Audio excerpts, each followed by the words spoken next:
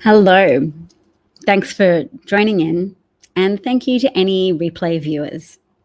So, today I'm going to be talking a little bit about justice for Johnny Depp, just because there's an underaddressed issue of female against male violence, and we always have to watch out for any ideology that we endorse in pursuit of what we feel to be a worthy goal. So, a lot of feminists are on board with the idea of reducing male against female violence. And in our enthusiasm for explaining to people why it's necessary for a reduction, we can go too far, and feminism can go too far in making people feel that women aren't violent, or that women are inevitably the victims, or that it's statistically negligible for there to be ever violence committed by a woman against a man.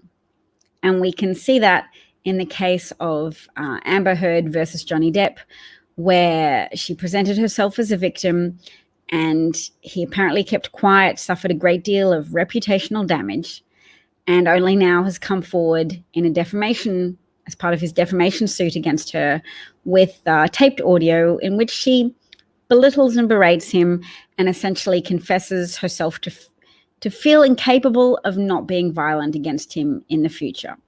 So he says we can't be in the same room as each other. If there's going to be physical violence, we have to be apart because that can't happen.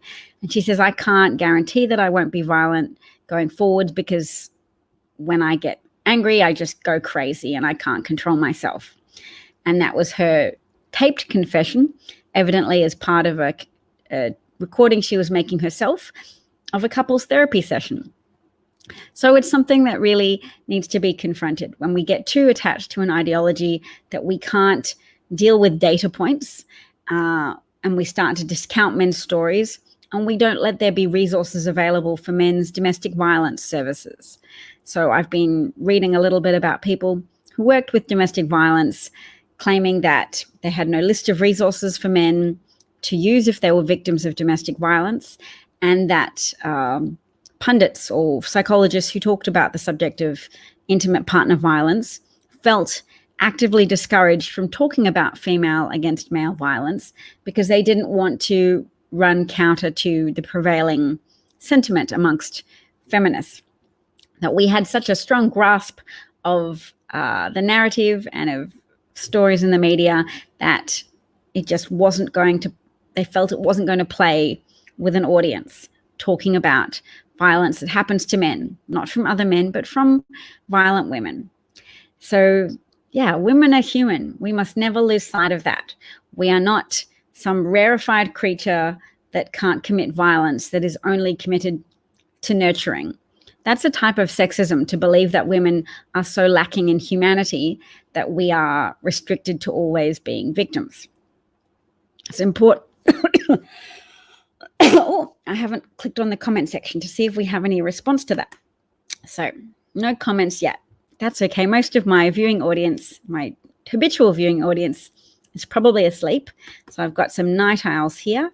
Thanks for joining in, and let's see if I can keep going with this story about Hope. Okay, so Hope Solo is just, well, a few years ago she was 32, so let's see. 6 years ago, she's now 38. Goalkeeper at that time of the US soccer team, facing charges of assaulting her sister and her 17-year-old nephew in a drunken, violent outburst. So yes, alcohol reduces inhibitions, and women are also liable to commit acts of violence. And when we talk, or we restrict ourselves to talking about things that we know have a ready-made audience that fit easily into the narratives that have had priority in the public discussion sphere, we exclude ourselves from feeling sympathetic towards men. So men are less likely to come forwards if they are victims of intimate partner violence. And we can't have that because not all men are victims of intimate partner violence. But if men realize that they, collectively speaking as a gender, are losing out on sympathy, are losing out on public appreciation, or they're losing status, privilege, or just care because of our restricting ourselves to narrative laps within a pre-worn track, they'll be angry. And we don't need to exacerbate rage in a gender division sense, because that's the type of thing that leads to votes for fascists who promise to resurrect the golden era of masculinity, where men were free to grab things with impunity. And again, I sound like a feminist pointing out that things often do fit into a patriarchal framework, but they often do. The key thing to not leave out of that framing is that men have often suffered significant disadvantage from that very patriarchal framework. That yes, it gave men more power in exchange for disempowering the younger men and putting them as cannon fodder in any situation where group violence was required, i.e. war. So if I scroll down this article a little bit more, violence is best understood as a human problem whose gender dynamics are much more complex than commonly understood. So we can say the statistics of death do seem to be heavily weighted towards men killing women, but even then, that's still my impression. That's something I take as common sense because I've heard it frequently. And we always have to question that, because hearing things frequently is not evidence of it being correct. We need further validation and testing. So there's little dispute that men commit far more violent acts than women. They account for some 90% of known murders, and men account for nearly 80% of all violent offenders. So there would appear to be a degree of both cultural and biological contribution to this. Perhaps men have inherently higher testosterone levels at birth, giving them greater musculature strength, so that when there's instances where might can be right, then women may, or anybody really, might be a target of a murderously inclined man. And if we've denied men the opportunity for nurturing that we give to girls, if men have less coaching in how to manage their emotions, how to channel their negative feelings appropriately without having to resort to violence or without subscribing to a might is right ideology, then yes, we are, as a society, culpable of mistreating men, although not as a society culpable for any individually violent acts undertaken by any specific individual. Individuals must be responsible for their own actions, and as a society, we should reflect on tendencies and trends so that we can do better going forwards. Blog Churchwork has said hello with a heart shape, which I am grateful for. Thank you, Blog Churchwork. Nice to see you. The other thing I wanted to talk about, so I'll click to change what I'm streaming, is not just male-female violence, but also the economy as being one significant way in which we can fight back against propaganda from the Trump administration. Because I think the message that he is guilty of corrupt activity has actually gotten through to a plurality of Americans. Meaning, you know, if you have 20% of people who are still not sure, you might have 44% of people who are convinced he's not only done something unethical, but that he's broken the law, and 30%, how's my mouse going here? 36% thinking that oh no, wait, that's going to add up to way more than 100. Anyway, if there's still more people who think he's guilty than there are people who think he's not guilty or who are undecided, then you can say a plurality of Americans believe he's guilty of some crime. Why does he still have supporters? Because too many people are too racist and deluded and partisan to be able to appreciate this graph that I'm going to draw your attention to now. It is from the Bureau of Labor Statistics using the civilian unemployment rate ages 16 plus seasonally adjusted, published by the Joint Economic Committee. So it shows us, I'll scroll back here so I can see. Can you see? No, you can't see the mouse. Let me know in the comments section if you can see a mouse move over the graph. So can you see what I'm pointing to? I'm trying to highlight this downward trajectory of the unemployment rate under Obama. And then here's the line with the crossover between Obama and Trump. And you can see that that trajectory has continued, although that slope is actually flattening out because Trump is not creating as many jobs as Obama created. But that propaganda is easily sellable to the American public because of inherent racism that people have, an inherent bias against noting positive developments under a Black president, as well as partisan biases to not notice the economic accomplishments of a Democratic Black president. So that is really the most important point that I wish to stress every day, that we as, and I presume if you're watching this, that you are a supporter of justice and you don't want fascism to continue to escalate around the world. We have to stop passively allowing conservative politicians and conservative governments to lie about their economic credentials. When they say, oh, yep, everything was terrible under Obama and have significantly improved under Trump, we have to have these type of graphs at our fingertips to point to evidence and say, for anyone still capable of responding to evidence, here is the evidence that you found it so easy to overlook.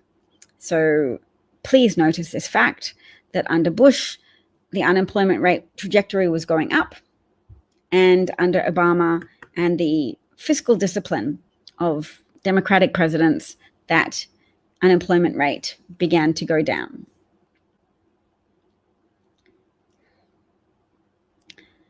Enlighten Up says that we all need assertiveness training to understand the alternative to passive versus aggressive. Is that in association with politics, Enlighten Up, or are you talking about in political terms or personal terms? Side note, great thread between NPR and Jennifer Korn. I will look that up. I know Jennifer is a stalwart advocate for hand-marked paper ballots so that the American election system is less subject to hacking. Talking about with Depp, yes, but also women who have benefited from feminism need to be its gatekeepers as well, and to say, as much as we praise the ability of feminism to advocate for us, to say there should be less silence on the topic of sexual assault. Women should be able to speak up without fearing that they will automatically be disbelieved because people don't want to inconvenience men. We have to be prepared to grapple with that possibility that guilty men might be inconvenienced. So with Johnny Depp, material has been released from his defamation case against his ex-wife, Amber Heard. And it has become more evident that she was a significant instigator of violence and confesses to not being able to stop herself from hitting her partner when she feels emotionally overwrought. So, what are the other things we need to cover today? Somebody said to me yesterday that the federal bank is not injecting money into markets. So I've found some links to contradict them. I should have been more efficient when I did that yesterday, but I'll do it today. Here we go. The Fed has been scrolled up a bit. So this is from a reputable website, a reputable publication, Business Insider. The Fed has been injecting hundreds of billions into markets since September's rate crisis. Here's why it might not be enough to calm lending conditions. So it's been boosting liquidity since mid-September, when a spike in the overnight lending rate shocked the financial system. So the central bank is using market repurchase agreements, or repos, and treasury bill purchases to inject capital into money markets. But it might not solve lending pressures, and it might point to additional problems to come.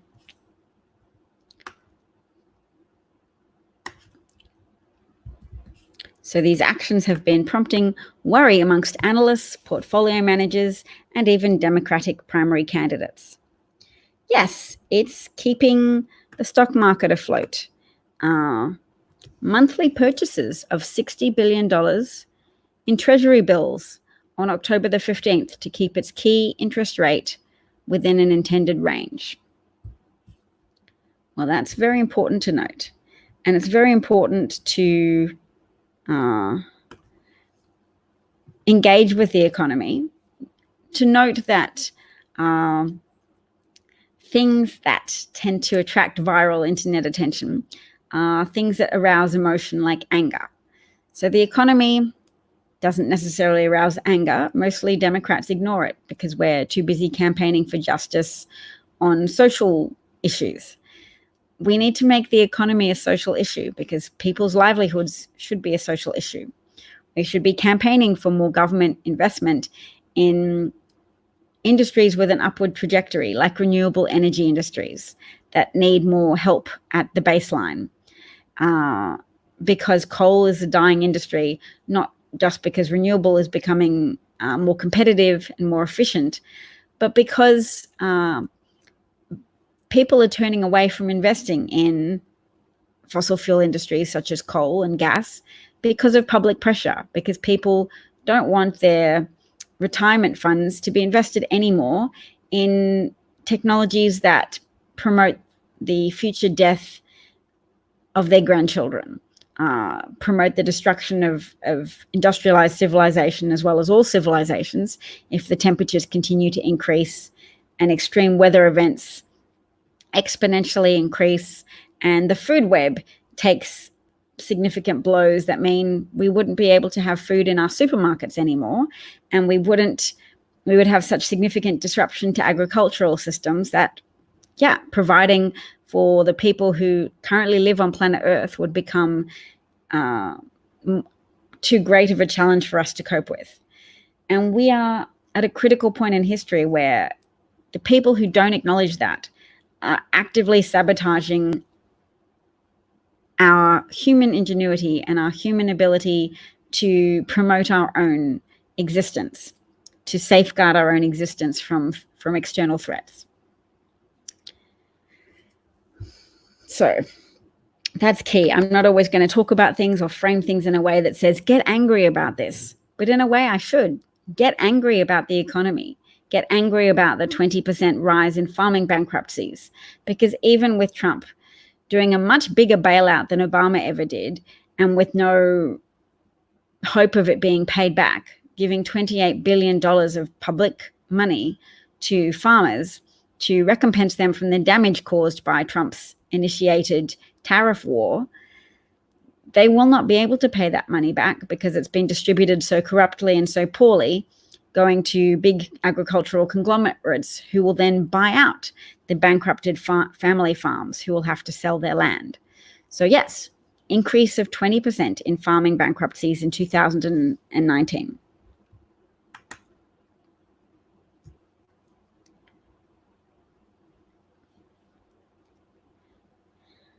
Yes, anger can be marshaled to motivate voting, getting out the vote.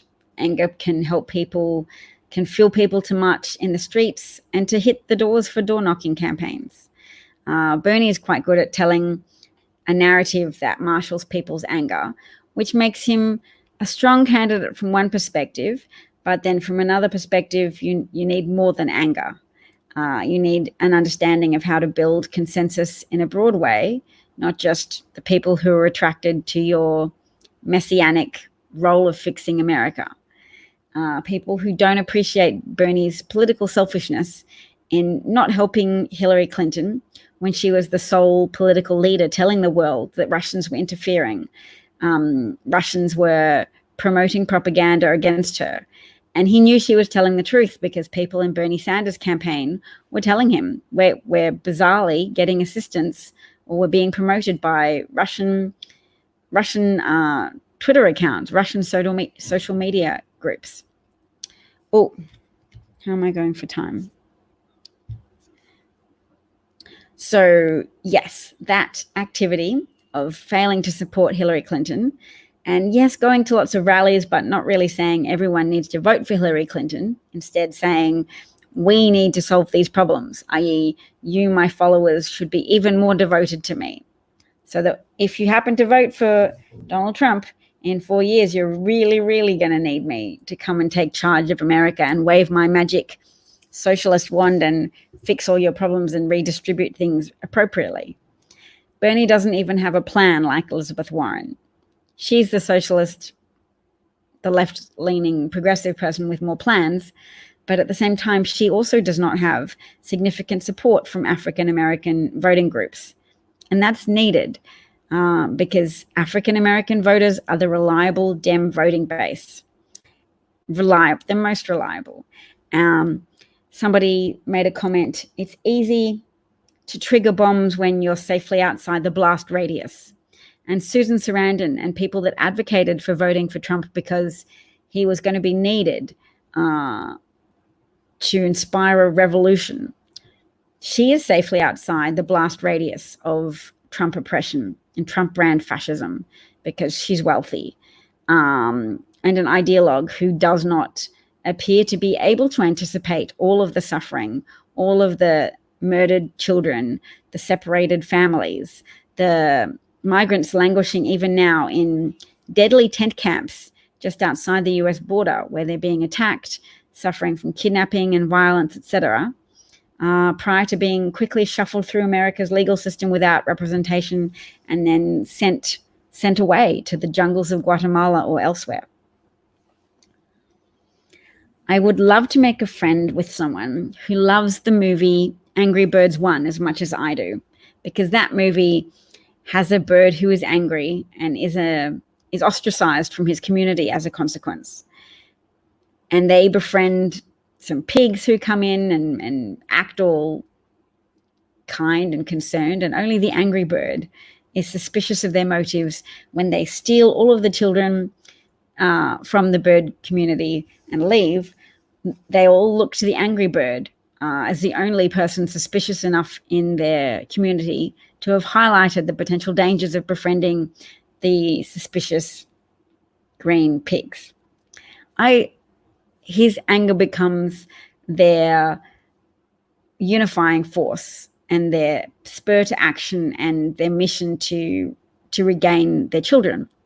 So I want to be not best friends. I want to make a social media friend with somebody who's prepared to listen to my Angry Birds analogies on a regular basis and find other ways in which we can reach out to people and explain to them that this is a moment where we need to get comfortable with our anger and not use it to make threats, but to use it to help us join groups, to become well organized in our pursuit of justice.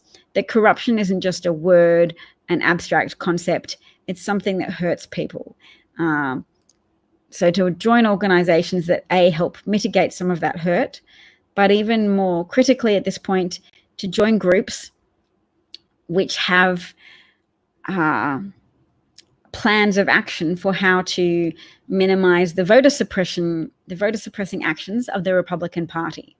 So Fair Fight Action, I've got that listed here somewhere. Fairfight.com is the website of Stacey Abrams' group that fights voter suppression and addresses a lot of the legislation that Republicans tend to put forward at a state level to reduce and to disenfranchise the African-American vote, knowing that those people often do vote. African-American people often do vote for Democratic candidates in a statistical sense. You can't guarantee somebody's vote by seeing their racial background and saying, well, I know who you'll vote for. No, that knowledge is not guaranteed. There's just, you can confidently say the likelihood is higher. And that's what Republicans do when they try to decrease voting machines in African-American dominant communities. They make the machines unavailable. They accidentally lose the electrical cords that plug the electronic voting machines into the walls for an energy supply. They institute effective poll taxes in Florida, where they claim you have to have no unpaid fines prior to being able to exercise your democratic right to vote. So I often promote that charity or that organization rather, because they're an advocacy group. It's very important. This is a charity that helps migrants. I mean, it's such a small proportion of migrants at the moment that can have access to legal help. Trump not only removed access to recreation for children who are being, the thousands upon thousands of children who are currently being detained by the US government, but also he removed access to legal representation. This is a point that I would like to bring up for people who want to try and deprogram their brainwashed Republican relatives who say, no, but I hate socialism. Because under the Republican Party, corporate socialism is promoted, where profits are privatized. If you own a company, you can keep that profit you make, but the risk is socialized so that if they go bankrupt, they get bailed out by public funds, or they apply for public subsidies, taxpayer subsidies, corporate subsidies that help them have better loss benefit calculations. So that's all I'm going to say for today. Thank you so much for listening. If there's anything you would like more commentary on, or anything that you think is a good strategy, a good tactic for opposing fascism, let me know. We shouldn't beat ourselves up so much that the Republicans have been more strategic than Democrats, because Democrats built something. There's been a push for social progress for decades that has made a great deal of progress. So Republicans could just use their anger at that, their anger at social progress, to galvanize their efforts to think strategically. We haven't had a strong motivation. There's been room for complacency to sit back and go, well, look, there was an African-American president, two-term African-American president. Everything must be fine. No wonder Democrats were not as motivated to turn out to vote in the midterm elections for Obama. They were complacent. Everything seemed okay. Now we know better. We know that there were people building up steam for opposition to Democrats, that were building up a feeling of resentment, of entitlement, and conviction that America was going downhill rapidly because an African-American man was in power, and they could not conceive that he could be leading the country in a positive direction. They could not conceive of the fact that he was improving the American economy.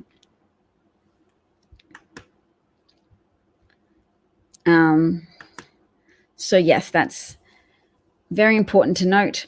I've also noted previously that areas with higher premature death rates, where people are dying in middle age from suicide, drug overdose, etc., counties with those higher death rates, 8% on average higher than other counties, that correlates with a higher likelihood that they would vote for Trump. And if you complete a survey in which you endorse a lot of explicitly racist attitudes, statistically speaking, there's also a correlation with increased rates of death from heart failure. So if you're the type of person who's so racist that they lack the ability to bond with people or trust others, then you're also likely to have higher rates of angina or heart failure or heart palpitations, which is interesting. I leave you with that information. Perhaps I could find some of those articles for you so I can share.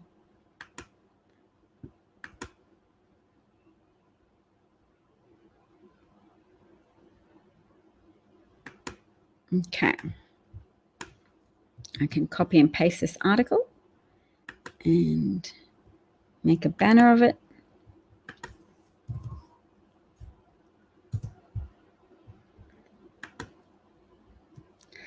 So just that could make it easier for people to Google for themselves if they want to see it. Where despair deaths were higher, voters chose Trump.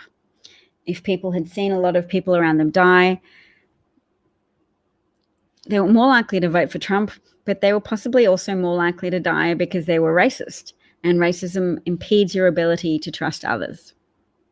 So the direction of causality is all very complicated there and room for lots more research, obviously. But it just made me feel a little bit sorry for people who don't understand the damage that holding racist attitudes is likely to do to them. All right. I'm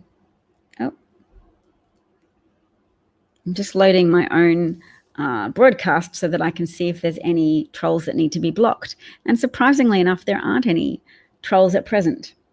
So I'm pretty pleased about that. Thanks for joining in. Oh, DEJ has joined in and he's finally a moderator. I got it done. I'm pleased with myself. And Brian's joined in as well. Nice to see you. Do I have a comment? No. All right. Oh, and this is the next one. I can bring this up that I was just referring to about there being, and I'll put that on a banner as well.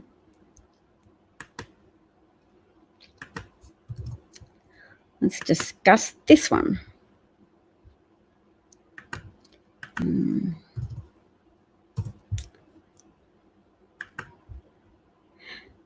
Oh, hello, everyone. Okay, so I'm adding now a new tab, white racism tied to fatal heart disease for blacks and whites. So if you live in a community where there's higher levels of racism, then you're more likely to suffer discrimination from health services or be more likely to avoid health services because you fear discriminatory treatment, a self-perpetuating cycle of racism and disadvantage, and negative health outcomes.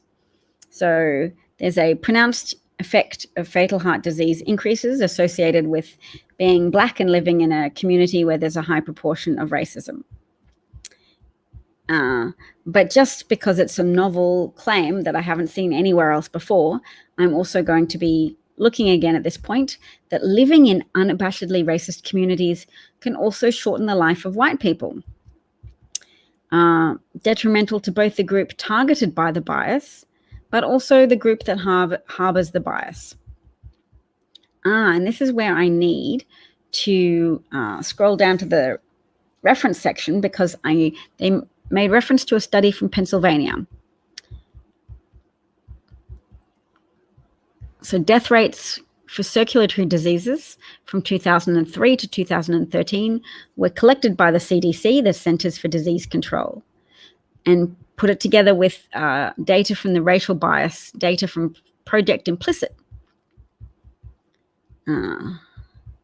Okay, a recent study from Pennsylvania suggested that whites in highly biased communities are less likely to trust and bond with others in their community, and that this lack of social connectedness may have negative health implications. So can everybody read that? Is that high enough on the screen? Let me see. Okay, so interesting point that I should cover as well. It says we found that whites' explicit bias, so your tendency to openly say racist things, was more powerful than their implicit bias. Implicit meaning things you just keep to yourself, part of your makeup that you might even be unconscious of, at predicting negative health outcomes for blacks. So people who are so racist that they don't keep it to themselves, they say derogatory things out loud. If you live in a community with people, lots of people like that, you're more likely to have a negative health outcome. And that makes sense. Living around highly verbal, very confident in their racism folk would be detrimental to heart health. I can appreciate that at a causal, logical level. So it's become more normative over the past 40 years, they say, to be egalitarian, to at least explicitly deny being racist. So being labeled a racist is stigmatizing in many communities, and a lot of you social media frequenters would know that from encountering a lot of Trump trolls who consistently and provocatively ask, how is Trump racist? Prove it. So they deny being racist, and they deny the very obvious fact that Trump is racist and that he has decades worth of evidence of his extremely potent racism that led to him and his father being charged with prejudice in who they accepted as applicants for rental properties.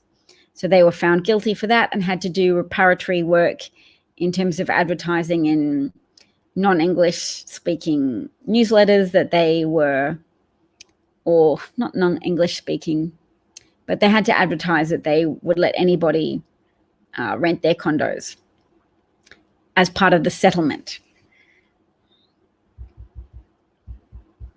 In fact, why not get that article up? There's evidence of Trump's racism. I can do that. Evidence of Trump's racism, because there are articles that have that very precise topic. So we can put it here for a resource for people. And then we can use that again whenever we have a troll as well.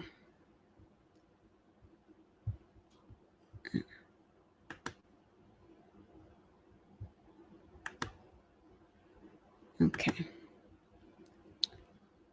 Oops. Not you, sir. This one. Okay.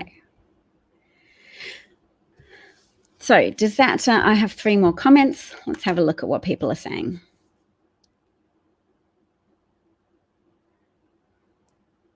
Somebody says, that's really sad, especially in this day and age.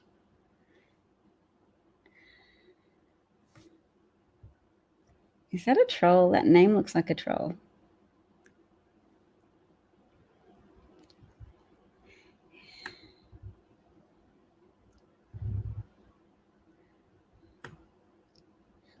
DEJ is all fired up to look for the trolls because he's finally been made a moderator. I'm so sorry it took me so long.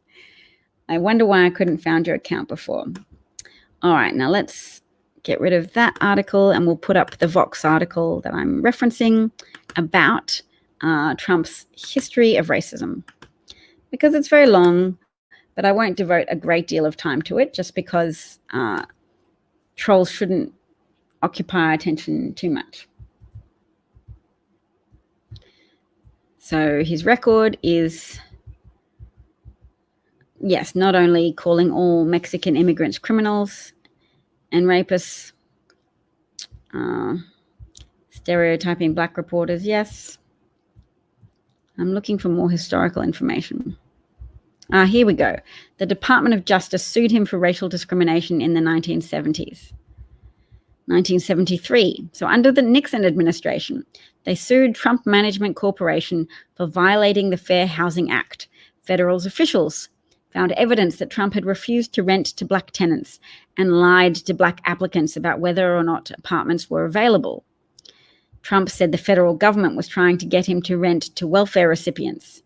In the aftermath, he signed an agreement agreeing not to discriminate to renters of color without admitting. So he didn't have to admit to his first instances of discrimination. But there were whistleblowers who said Trump staff would mark the applications of people of color with a C. So stamp C, person of color, i.e. don't progress that application through to offering them a place to live. A former employee at Trump's castle accused another of Trump's businesses of discrimination. When Donald and Ivana came to the casino, the bosses would order all the black people off the floor. It was the 80s. I was a teenager, but I remember it. They put us all in the back. Trump has always used racism in an economic sense, saying in 1988 at a commencement speech, he accused Japan of stripping the United States of economic dignity. So here he has this tendency to always talk about the world in a zero-sum game sense, that if Japan is doing well, not just that they're winning, but they're taking something from the US. They're stripping the US of economic dignity. And that type of hyperbole against another country just purely framing their success as being an attack on the United States. And that's very evocative to say stripping the United States of dignity. Wow. Yes, Trump spent thousands and thousands of dollars of his own money to run an ad in local papers such as the New York Times saying, "Bring back the death penalty, bring back our police." Trump still claims to believe that they are guilty despite DNA evidence to the contrary.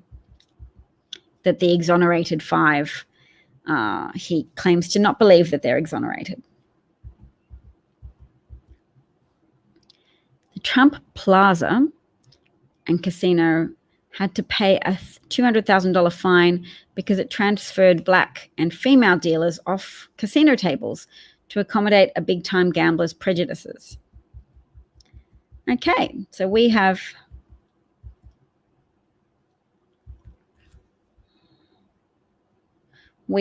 probably spent enough time dealing with that man's problems. Hello, Zinte, nice to see you. Yes, that's good. You're not a troll. Excellent. I love it when we vouch for each other. That's very important. One final thing I'll do today before I go is encourage us all to follow accounts that aren't just going to activate or draw our attention because of outrage. I want us all to follow accounts relating to the economy. So it's not always a new outrageous story, but we have to focus on things that will make a difference. And unfortunately, stories about migrant mistreatment, we should focus on in that. We should be supporting those charities and organizations that can make a difference as a stopgap measure until we can get fascists out of office. But in terms of, yes, so we can still raise awareness about that, but we have to at least make a conscious decision to raise awareness around Trump's mismanagement of the economy, because that is something with a breadth of appeal that goes beyond the justice and nurturing issues that we often champion, people on the left. It's like a division of labor. We care about not being cruel to people because we know that cruelty can be addictive and it can escalate. So the cruelties that Hitler adopted towards Jewish people brought him more and more political capital with some Germans who were excited, who were roused to enthusiasm by seeing how far Hitler was prepared to go to demonize Jewish people, to make them the answer to what was wrong with Germany. Is there a problem? Jews. It's Jews. Easy fix to that. Let's be horrible to Jews. Let's write legislation excluding them from businesses, excluding them from professions, and excluding them from owning certain things. Yes, one of those things is guns. That doesn't support the argument of the NRA and gun worshippers that they shouldn't be subject to background checks or cooling off periods before being able to purchase a gun. You are all gun worshippers are clearly not prepared to defend America against tyranny because you voted in the tyranny now and you refuse to engage with evidence about the criminality and destructiveness of the tyrant you put in office with your gun worshipping votes and your selfish devotion to owning as many weapons as you possibly can. So, thank you, Brian. You have been following accounts that I retweet. I'm grateful for this. And that is a step towards promoting these things, to making it something that we do more broadly, that we make a conscious effort to do, because we do need to respond to Republican strategies by being strategic ourselves. We can't just rely on human emotions to reject fascism, because human emotions go haywire under fascism. Some people just gravitate towards fascist rule. It fits all their narratives, internal narratives of how the world should work. There should be an uber-manly man in office who says, I don't care about what people say about what the right or humane thing to do is. I'm going to ban people from various countries. I'm going to separate their families so that some people who have left on holiday can't get back in, or people who've had a baby overseas can't return to America. I'm going to be incredibly cruel, and that's powerful. He's invited people into his sense of omnipotence. They've got a sense of shared omnipotence because of that unrestrained nature of fascism, that you will commit any act of depravity or cruelty. And some people are attracted to that power, and we've got to acknowledge it and work very hard to make sure that other people acknowledge the destructive potential of having unrestrained criminal enthusiasts and mob associates and people without standards or humanity in power. That didn't work out for Germany. It's unlikely to work out to benefit America. So the people who voted for Trump, who were struggling with what psychologists call the psychology of accommodation, that unwillingness to look at your past actions and deem yourself to have made a mistake. Those people are accommodating everything Trump does, as in, yes, sure, it's great. I wanted him to do that. I knew he was a crook, and I relished his criminality.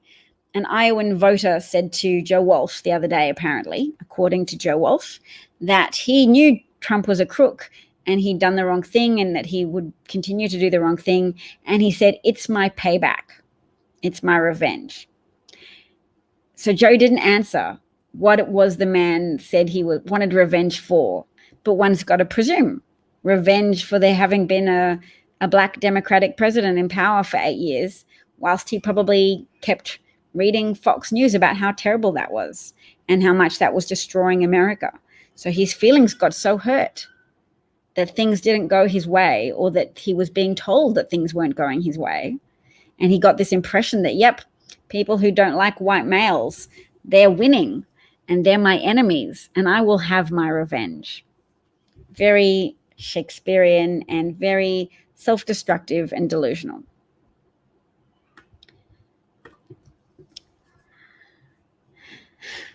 People on the far left can also be totalitarian-leaning people. I grant you that, and they frustrate me, but they also exist. Far left totalitarian advocates. And I think we also have a duty of care to try and rein those people in as well, to vet Bernie, as it were.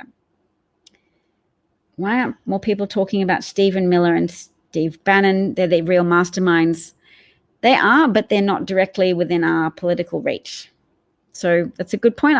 I'll think about it. Until then, I'm signing off for now, and hope to talk to you again soon. I'll be broadcasting tomorrow morning for me, so around 6:30 Eastern Standard Time for you guys tomorrow. So hope to see some of you then. And don't forget to follow. Oh, which account am I suggesting? Something called Dem Economic Office.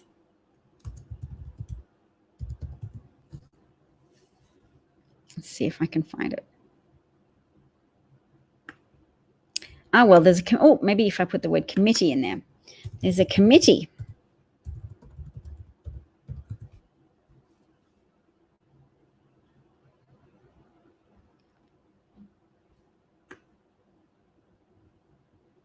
No.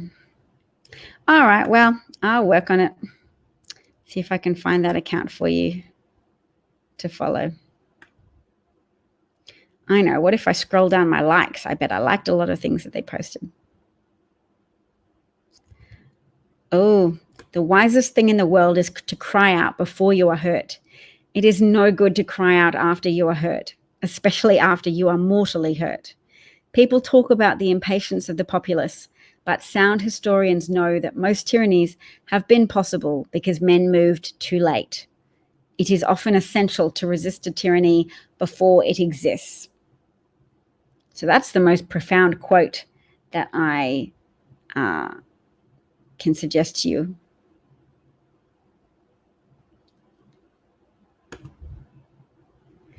Oh, I'm scrolling past some things, if you can see, about bulldozing some areas that koalas were in, which was a bit sad because so many koalas were already incinerated in the bushfires. The bushfires are continuing.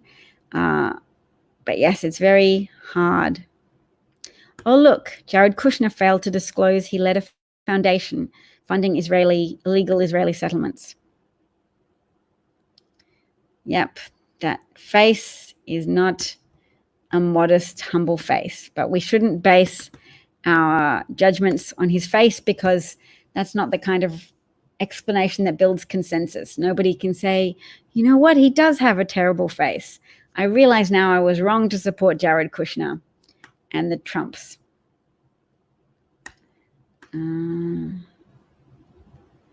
Okay, well, that's okay. I'll put it on my to-do list for next time. Oh, Designation 6, I will share with you, because that's an account. You might already follow it, but he posts lists of Fox News advertisers so that we can boycott them. Consumer power is one very important thing left for us to be able to do to resist fascism. So you can avoid buying things from any of the people who advertise with Sean Hannity.